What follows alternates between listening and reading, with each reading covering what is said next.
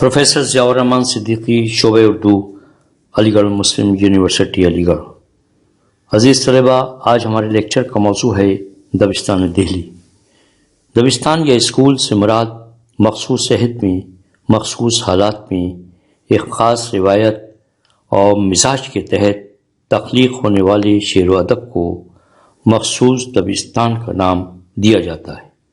جب دبستان دہلی کا نام آتا ہے تو اس سے مراد وہ شاعر و ادیب ہوتے ہیں جو دہلی میں پیدا ہوئے اور انہوں نے دہلی کی ٹکسالی زبان، مخصوص محاورات اور روزمرہ میں اردو شاعری کی تخلیق کی۔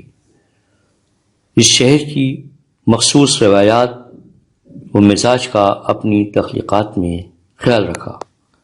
دبستان دہلی کے وجود میں آنے سے قبل دہلی میں شعر و سخن کی روایت موجود تھی، مگر اردو کے بجائے یہاں فارسی شاعری ہو رہی تھی اور خسرو، عرفی، نظیری، طالب، صائب، بیدل، حزیں وغیرہ فارسی کے نمائندہ شاعر تھے۔ دبستان دہلی کے دور اول کے شعراء میں خان آرزو، آبرو، حاتم، ناجی، مظہر جانے جانا، تاباں، یکرنگ، مخلص وغیرہ اہم شعراء ہیں۔ ان شعراء کے کلام میں ایہام گوئی کا بہت رواج تھا، لیکن بعد کے شعراء نے ایہام گوئی سے گریز کیا۔ دوسرے دور میں میر درد، میر سوز، سودا وغیرہ قابل ذکر ہیں۔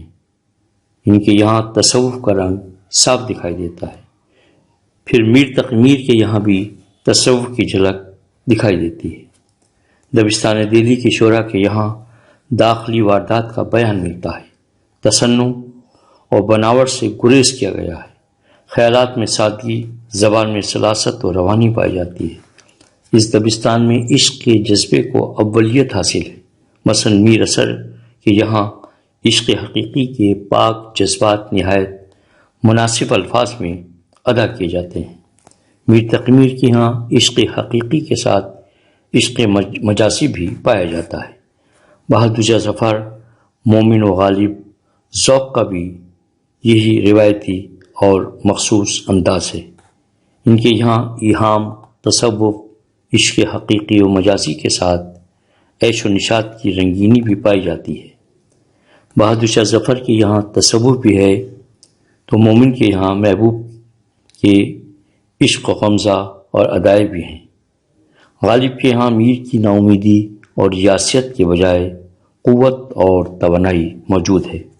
شمالی ہند میں ایک طویل عرصے تک شاعری کا ہی رواج رہا، لیکن بعد ازاں نثر لکھنے کا رواج بھی عام ہوا اور بہت سی نثری تخلیقات منظر عام پر آئیں، جیسے میر عطا حسین کی نوطرز مرصع بھی دہلی ہی میں لکھی گئی، جس میں دہلی کی ٹکسالی زبان اور روزمرہ کے محاورات پائے جاتے ہیں۔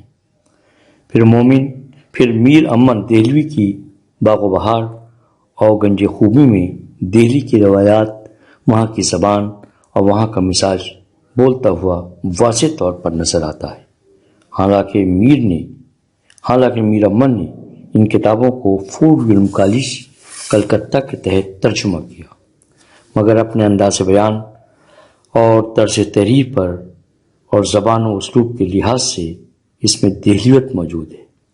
انشاءاللہ خاں کی رانی کیتکی کی کہانی بھی بالکل عام ہندوستانی زبان میں لکھی گئی ہے، جو شمالی ہند میں اردو ادب کا بہترین نمونہ ہے۔ شمالی ہند میں اردو ادب کے ارتقاء و بقا کے لیے دہلی دبستان کا اہم مقام ہے، جس کے بغیر شمالی ہند میں اردو ادب کی تاریخ کا باب مکمل نہیں ہو سکتا۔